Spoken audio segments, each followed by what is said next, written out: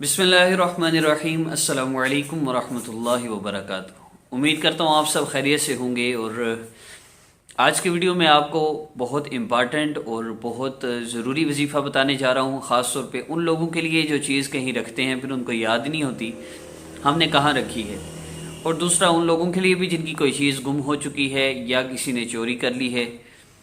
तो ये अमल बहुत फ़ायदेमंद है और इसकी तासीर बहुत ज़्यादा है, और जितनी दफ़ा भी ये अमल किया गया अल्हम्दुलिल्लाह इससे फ़ायदा हुआ।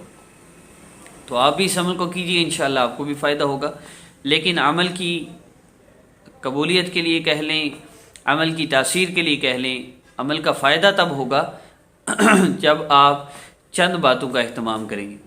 वो क्या है? सबसे पहली चीज़, अपने आप को गुनाहों से बचाना। अगर गुनाह हुए हैं अल्लाह रब्बुल इज़्ज़त से तौबा कर लें। दूसरा काम क्या है? 5 वक़्त नमाज की पाबंदी, नमाज की पाबंदी, नमाज का अहतमाम हो। और तीसरा काम, वैसे अगर नमाज अजान होते ही हम नमाज की तरफ मुतवज्जे हो, अजान होते ही शोहर बुलाए बीवी दौड़ी चली जाए, रात को बच्चे के लिए 10 दफ़ा माँ उठती है, फजर के लिए नहीं उठती, दोस्त को रात को शहर से जाके भी ले आएगा बाइक पे कि गाड़ी नहीं आती गाँव की तरफ, लेकिन मस्जिद में अल्लाह रब्बुल इज़्ज़त के बुलाने पे नहीं जाता, तो ये बंदा मुश्किलात में मुसीबतों में ना पड़े तो और क्या होगा? ये मरीज़ कल की बजाय आज ना मरे तो और क्या होगा? नमाज की पाबंदी हो, अजान होते ही मसूरात सारे काम छोड़ के मुसल्ले पर पहुँचे, मर्द घरों से निकल जाएं, दुकानों से निकल जाएं, दोस्तों के पास से उठ जाएं, उनको साथ लेके मस्जिदों में जाएं अजान होते ही, फिर तो सुकून है, राहत है, और इंशाअल्लाह मसले भी जल्दी हल हो जाएंगे।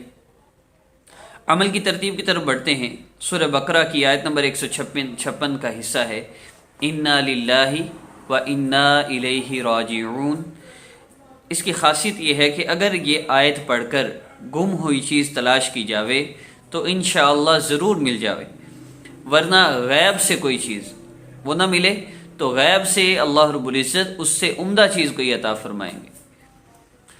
आयत है इन्ना लिल्लाहि व इन्ना इलैहि राजिऊन।